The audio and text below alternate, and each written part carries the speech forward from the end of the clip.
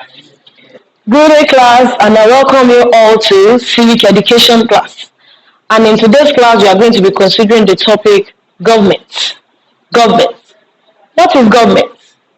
Government is the institution of the state that makes and enforces law and also ensures that the goals of the state is achieved. Government simply means is an institution, that ensures the smooth running of the governance of a particular nation. I want us to understand the fact that for a society to exist, for a society to survive, there must be formulation of laws. There must be formulation of laws and implementation of such laws. And in the process of formulating such laws and implementing them, the goal of such state is being achieved. And then there's an institution that has been put in place, to ensure the smooth running, to ensure the enforcement, the formulation and enforcement of such laws, and such institution is now regarded as government. So we have some of the functions that this government perform. And one of the major functions that the government perform is to formulate and implement policies. The government of a state, they formulate policies and they ensure the implementation. Another function of the government is to protect the state, to protect its citizens from any form of external aggression, any form of threat, anything that is of threat to the citizen of the country, that is a threat to their security, that is a threat to their livelihood. But the government of a state will ensure that there's protection for such state. Another function that is being performed by the government of the state is that they make a declaration of state of emergency, especially during the period of unrest, when a particular state is experiencing some form of unrest, distress as a result of conflict, intra or intercommunal conflict. The government will come in and declare a state of emergency so as to bring back peace into such society. Another major function that is being performed by government is that they provide education, and they provide educational facilities like structures, writing materials.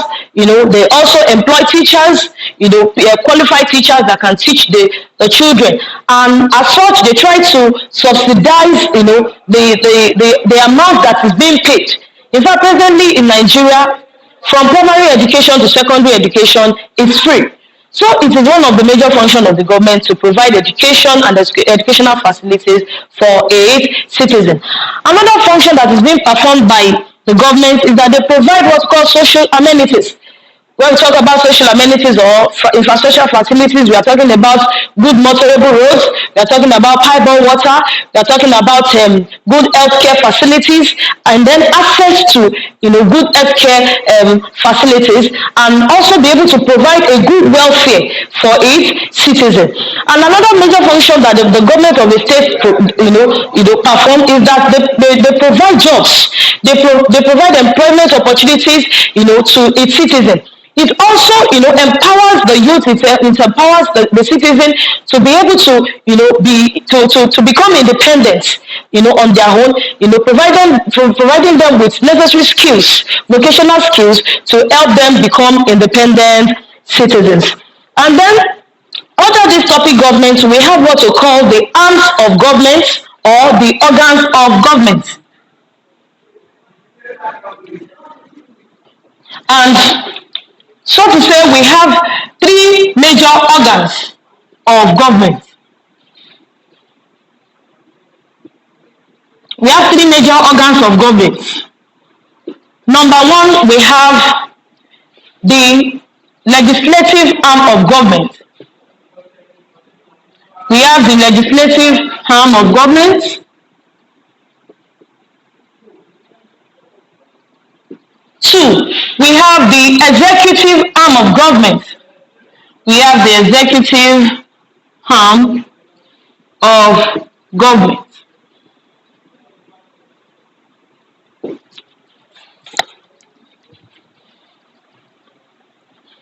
And then lastly, we have the judiciary.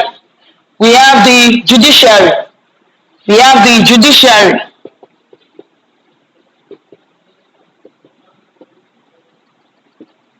So we can either call it arm of government organs of government or structures of government. So we have three major arms of government: the legislative arm of government, the executive arm of government, and the judiciary. And it is these three organs of government that ensures the smooth, running of the governance of a nation through the formulation of policies and ensuring the implementation of such, policies. And by so doing, the goal of such state is being achieved. So we want to look at, each of their functions. We have the legislative arm of government. The legislative arm of government is also called the legislative organ of government.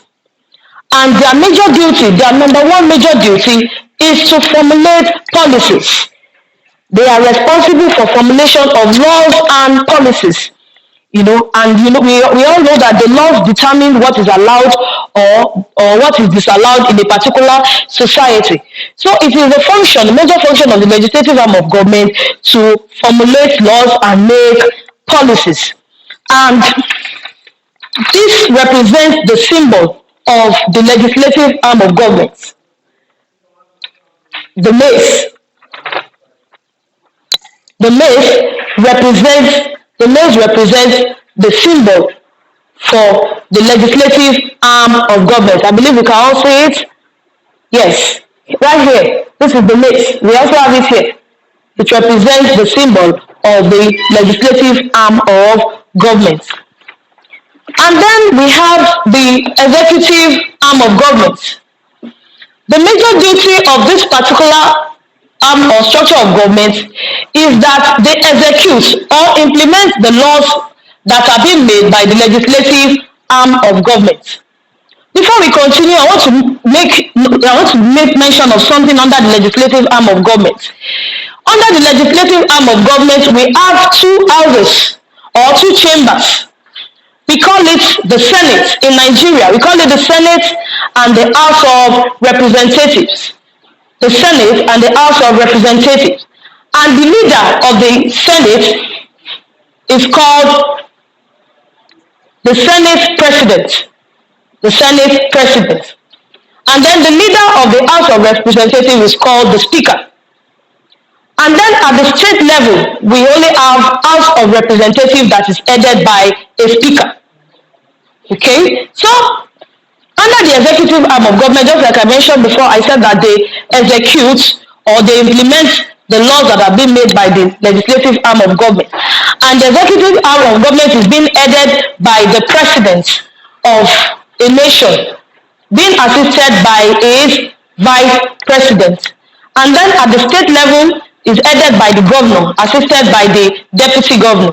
And then at the local level is headed by the chairman of a local government, assisted by his, councillors. So, and another major function that the executive arm of government, perform is that they carry out administrative, they carry out administrative activities on behalf of the government. They ensure the day-to-day smooth running on behalf of the government. And the seal of the president is the authority of the executive. The seal of government, the seal of the president, we can all see it, represents the authority of the executive arm of government. So this is their symbol. This represents their symbol. And I also want us to know that under the executive arm of government, we have the public servants. Under the public servants, we have the civil servants, and then the military and the paramilitary. So all of these work together to ensure the execution and implementation of the policies that are being made by the legislative arm of government. And lastly, we have the judiciary. We have the judiciary. This represents the symbol of the judiciary. The judiciary is also called the court arm of government, and it is the arm that incorporates laws into the state. They also settle disputes.